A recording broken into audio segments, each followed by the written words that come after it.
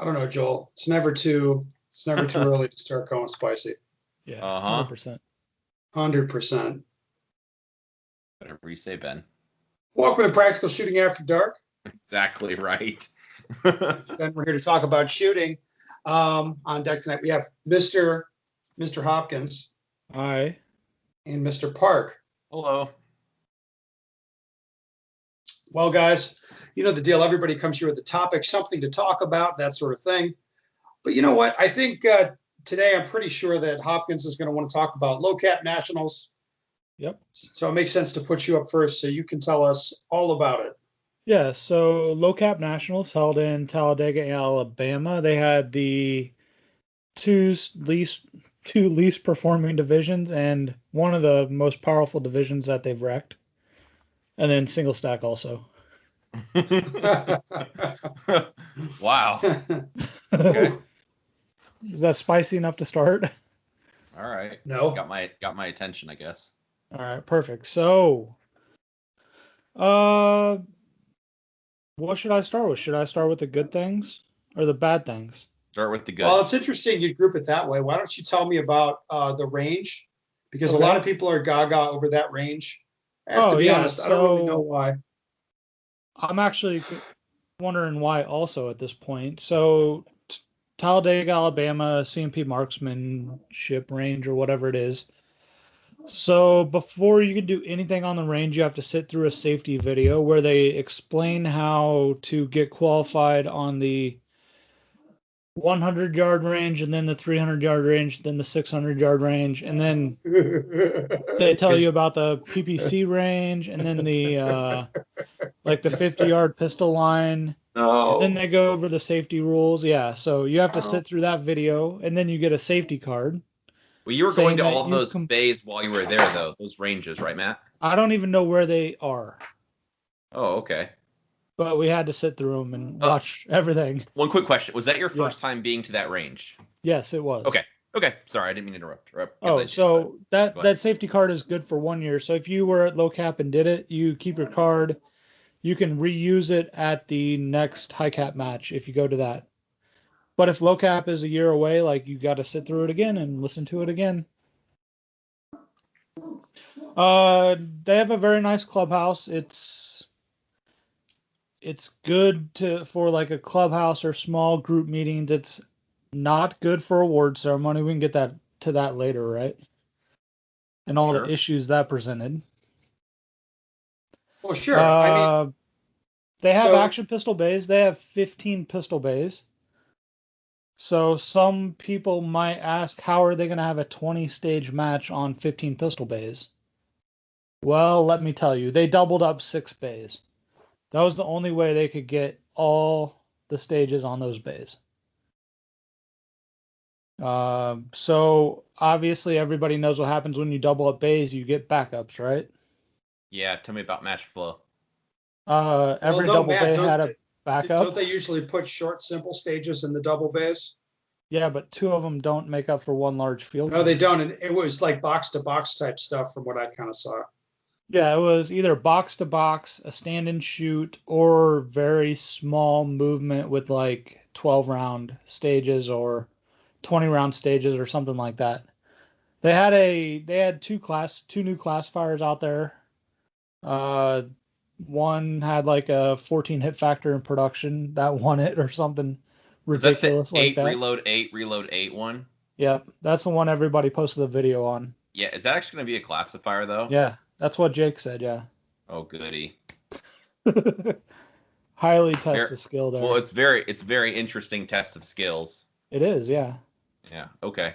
Double bays, they had a chrono, they had a function fire bay on the chrono bay, which was also the vendor area, so chrono, function fire, and all the vendors were on the same bay. I thought the vendors being on the chrono bay was awesome for vendors. So every competitor had to go by. They had to sit there and wait for chrono. So they had to have at least some time to go by the bays and look at all that, and look at all the stuff. So it was good for that. I like that. Being in the function bay, that was a problem. because like every time, like in turnover, like everybody would be shooting crazy amounts of ammo, and it was so loud, like you couldn't even hear yourself think. It was very loud. So could you be standing at the vendor area, like checking stuff out without ear pro then, or no? Not if you like your hearing. Oh. Like it was that loud. Oh no. But Okay. they don't have the bays to accommodate it. Like that's the problem. That's one of the many problems that you guys will see here in a bit. So shooting range. Parking I think was an issue. Like it was tight. Like where they had all the vendors park and the staff park was kind of like next to the bays. That was pretty tight. They had competitor parking up on the hill where the second set of bays is. Um, I guess that was okay. I don't know. Like there was plenty of room there. They had a big parking lot that was kind of a little farther away, kind of like Frostproof is, I guess. Is that like Not by the not a, clubhouse, you mean, out front? no, Or that the clubhouse is like 2 miles away. yes. Okay. They had 5 porta potties on the whole entire range for the shoot. What? Yeah. Yeah, they had 5 porta potties. That's all they had. So you can imagine how many people were there and how often those were used when people were drinking bunch of fluids, trying to use the bathroom all the time, right? Were they spaced out or all in one clump? No, they were all spaced out. Like Okay. there were 2 on the upper section and 3 on the lower section. Okay. But still, there was like 200 and something people on the range at a time. And during changeover, there was double that or a little more. Those things were rated for like 5 people for 5 days or something. Like that math doesn't add up. So unsanitary conditions with the porta potties. Oh, They I had can to only be imagine. pumped. They were full every day at like 2 p.m. Like it was not good. Oh my gosh. They had somebody cater the match, but I don't know who they were. There was no marked signs on their thing. They kind of delivered out of the back of a truck or a Jeep or something. And they were all like pre-made sandwiches off the range with chips and drinks. Definitely a stark difference from what you guys have seen in Frostproof in the past. Even if you haven't ate there, you've seen them. Like they have a pretty good meal, like on heated warmers and stuff like that. So definitely could be an improvement in that. They had water in between the bays, so at the end of the bays, so it'd take water for 2 bays. So like as you're transitioning between the bays, you can grab it. I thought that was fine. That was perfect. Good enough. What else? What else? What else? Stage design? Yeah, Mhm. I have to. I mean, Go didn't ahead. attend the match. The stages looked like a lot of box to box stuff. Pretty, So pretty they had plenty. to just because all the double bays. So like there were 6 double bays, so 12 out of the 20 stages were double bays. I'm with you. So they had what it looked like. They had a super long, complicated field course next to a double bay, trying to get the time for both to equal, Mhm. and it never does. Like it just never does. Make readies take forever.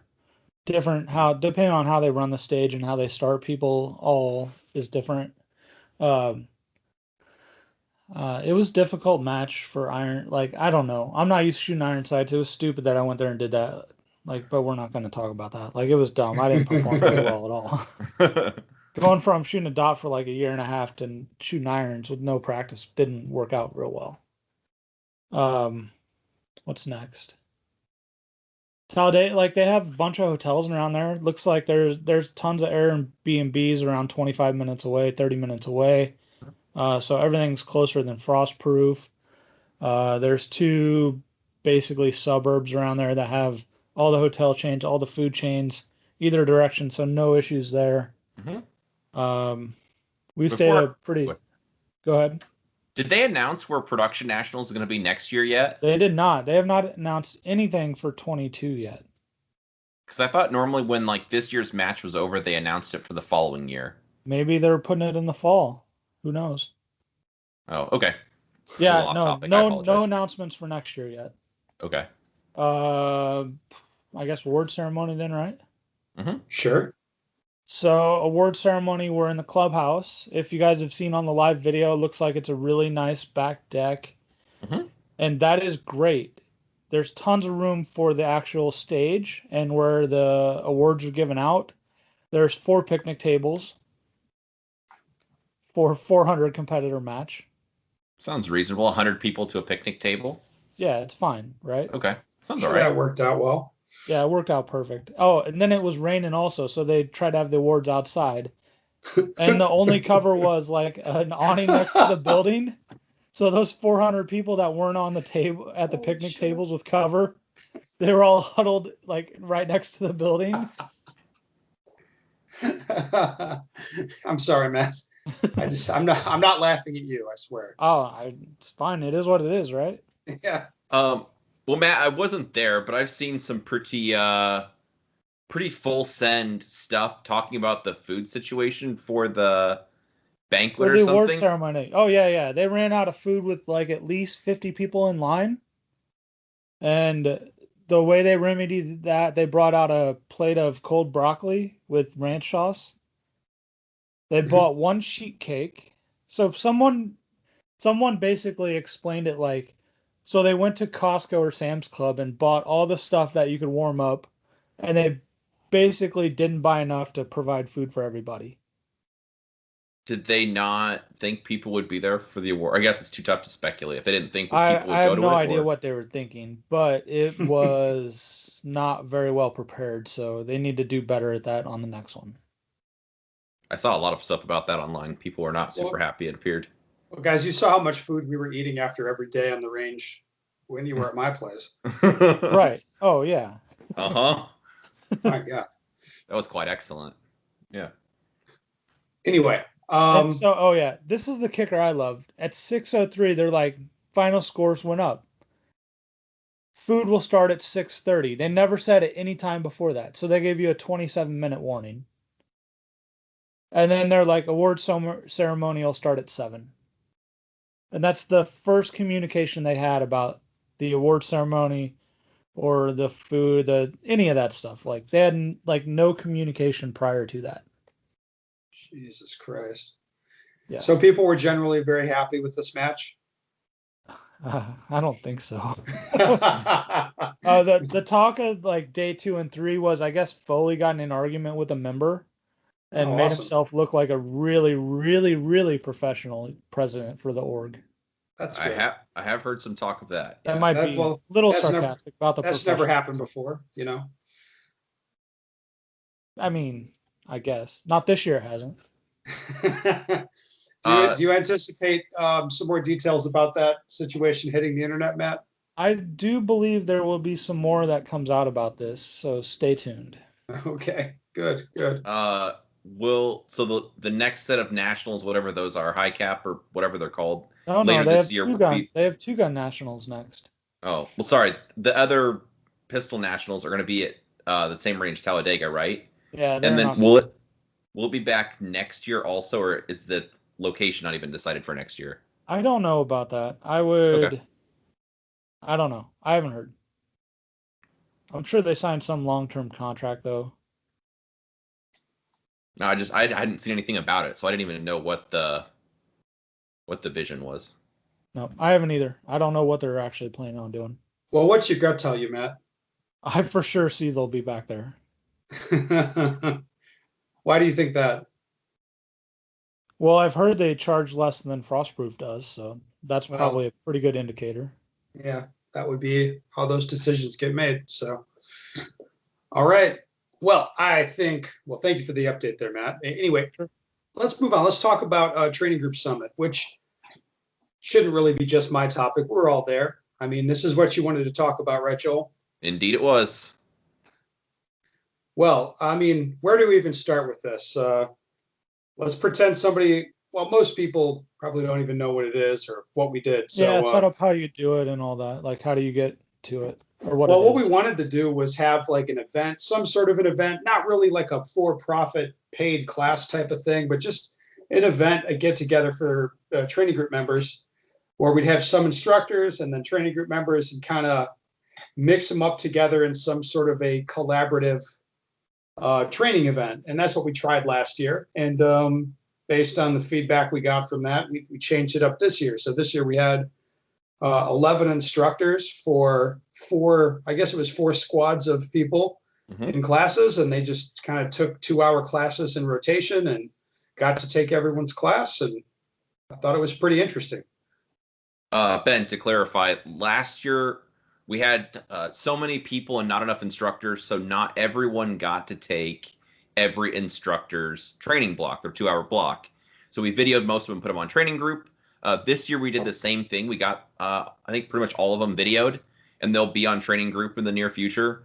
But the interesting thing about this year was everyone got to take every instructor's block. That was I didn't mean to interrupt, but that was a big change that I think people really liked. Well, but then the other thing is there wasn't really time for other stuff. So it just kind of turned into more of a 3-day class with 11 different instructors. It's kind of what it turned into. Yeah. And I enjoyed it. I thought it was good. I think the people liked having something to do the entire time, right? I would agree. I think they did. Just to show how busy people were, we had 3 stages that were built on one end of the range. And for my block of teaching, I went down there, we shot all those stages just like it was a match. And most people had not done anything on them before. Like they played on one stage as part of a block prior, but like the other stages were totally fresh. Yeah, So I don't think like anybody. that. They had no time. For the first 2 days, no one had time to do anything else. Like it was the instructors playing on those stages before that. Yeah. And that was it. And if you're a training group member, I'll probably, by the time you hear this, I'll have a survey posted. So it'll be like what people liked, what they didn't like, what they'd like to see more of, what they'd like to have different, all that stuff. Because basically the changes we made this year were the feedback we got from the survey I posted last year, what members wanted more of, what they wanted to see change. So we, like Ben said, it's not really a for-profit. It's a thank you for the membership, and it's fun because all the bros get together and train up too. So it's kind of a win for everyone. Yeah. Like the instructors didn't get shit out of it. Like they maybe got their plane ticket covered if they flew there. If it was a cheap ticket, yes. Yeah, it was Yeah, a we cheap ticket. basically got travel expenses paid for. That was it. Yeah. But I mean, we should talk about the block that we liked the most, or maybe was the most interesting to other people. And for me, I don't know which blocks you guys took, but I think Andreas's block was very interesting. And that's one of those things that it's nice to tell people to try, but when you actually get them to do it, they see the results. And what his block basically was, it was where you fire the first shot of a drill with live ammo and fire the last shot of a drill with live ammo, but then get sight pictures and manipulate the trigger right up to the wall on all the other targets. And kind of what he showed with that is that you could do very effective practice with a lot less ammunition. And having people actually do that, I thought was very interesting. And he was making sure to note the times and kind of make comparisons with people to totally dry and then like full on live fire. And he showed that it was, pretty effective. And I agreed with him. So I thought that was a good block for people.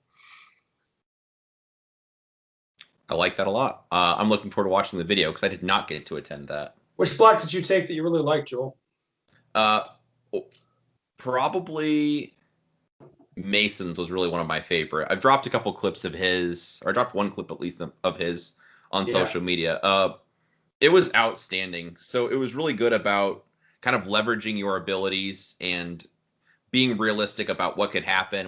Everyone shot Mason's Finding 100 drill, which you could see on Training Group, or I think it's on his YouTube channel.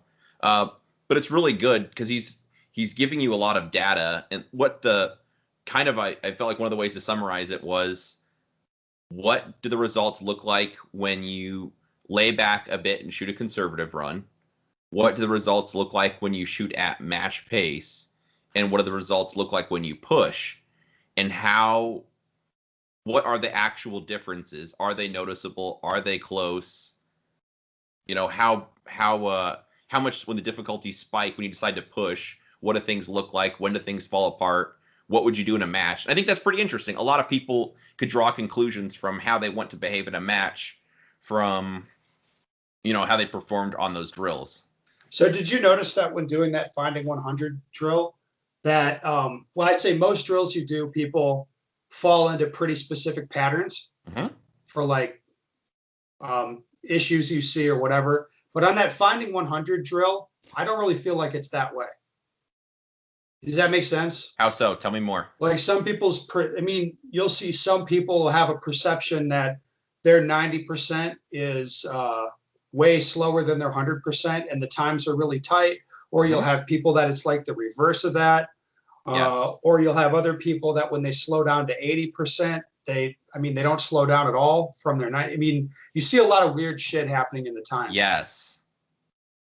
Yeah, specifically like it's like, hey, shoot, now this is just shoot a safe run at 80%, whatever, don't do anything dumb.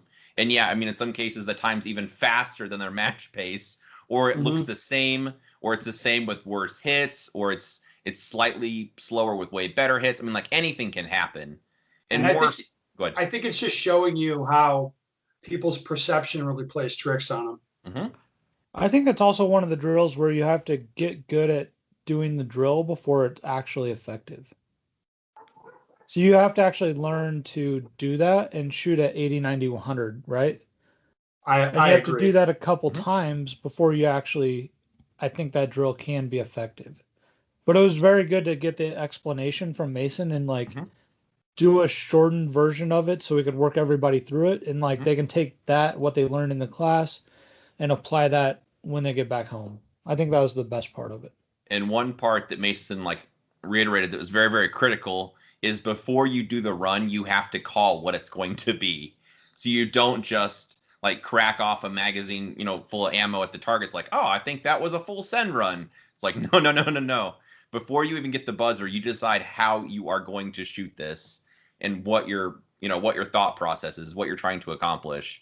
Not just like, well, I think that was a match run. That was pretty safe. It's like, that doesn't work that way. The other thing that's not how any interesting of this works. is when people go full send.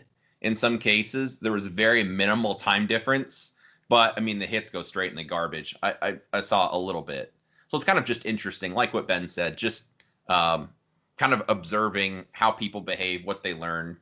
I think it's different for everyone, but I found it very interesting. I enjoyed it. Mr. Matt, did you take any blocks? I took mainly Mason and Kim and then did some stuff on my own on the side. So I took Kim's class is very interesting. He went over measurement drill. Yeah. And that's also another one of those drills, like you can see it and watch it, but like till it's getting explained right to you, it doesn't really make sense to me at least. So everybody got to go through that, learned how to do it, and I thought it was really well. Nice. So I'll be taking that and experimenting with that later. Yeah, or even like when he's doing confirmation, it's like, okay, this is confirmation 2 for everyone. And then it's like, stand by, you get the beep, and some people bring the gun up to eye line and they like the sights just like sit there for a while and they stare at them and then they fire. And then Kim's calling people like, yeah, that wasn't confirmation 2. You shouldn't be staring at the sights. So it was very interesting also where people actually get in real time, like that's not actually what you're doing right now. This is what needs to happen. And then he's watching and kind of coaching them to do the drill correctly. And there's a lot of value in that also. Sometimes you think, oh yeah, I'm just going to react to the fiber of my front sight, but you don't really realize like the thing comes up there. It looks like you switch your focus between the target, front sight, back to the target. And then at some point before the sun goes down, you decide to send it. It's like, yeah, that wasn't confirmation 2.